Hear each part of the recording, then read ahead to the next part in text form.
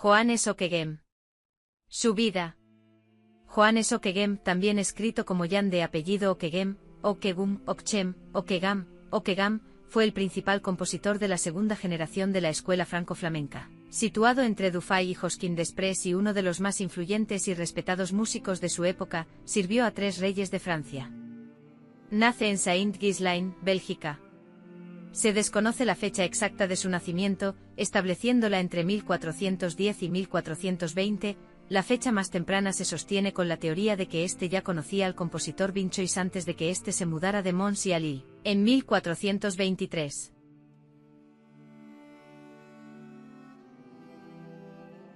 Fallece en Tours, Francia, 6 de febrero de 1497. Iniciaría su carrera musical como niño del coro de la iglesia de Nuestra Señora de Amberes. Allí llega a convertirse en chantre, maestro del coro, entre 1443 y 1444. Entre 1446 y 1448 estuvo al servicio de Carlos I, duque de Borbón en Moulins, Francia. En torno a 1452 se trasladó a París donde sirvió como maestro de capilla en la corte francesa con Carlos VII, casado con María de Anjou, y con Luis XI, casado con Margarita Estuardo y Carlota de Saboya, capilla a la que perteneció hasta su muerte. Ockeghem llegó a ser nombrado por el rey, el tesorero de la abadía de Saint-Martin en Tours entre 1456 y 1459. El 26 de agosto de 1463 fue recibido en Notre-Dame, París, donde se le menciona por última vez en 1470. Aparecen datos suyos en Saint-Benoît. Se sabe que viajó a España en 1470 como parte de un intento de casar a Isabel la Católica con el duque de Bouillene, Carlos de Valois, también duque de Berry, 1446 a 1472. Fue el menor de los hermanos y el principal rival político de Luis XI y reclamó el trono en su contra, aunque murió repentinamente antes de lograrlo. No se sabe mucho sobre la vida de Ockeghem después de la muerte de Luis XI en 1483, salvo que estuvo en Brujas y en Tours, donde probablemente murió en 1497, ya que fue allí donde se encontró su testamento. Su obra. Misas y motetes. Ockeghem compuso 13 misas, conservadas en su mayor parte en el manuscrito Chigi de la Biblioteca Vaticana y en algunos manuscritos de la Capilla Sistina. 2 de sus misas parten de canciones litúrgicas. 1. Requiem, Misa pro defunctis, que a diferencia de los requiem posteriores, como el de Mozart, carece de Sanctus y Agnus Dei. Consta de 5 movimientos conservados, Introitus, Kyria, Graduale, Tractus y Offertorium. Requiem. Introitus.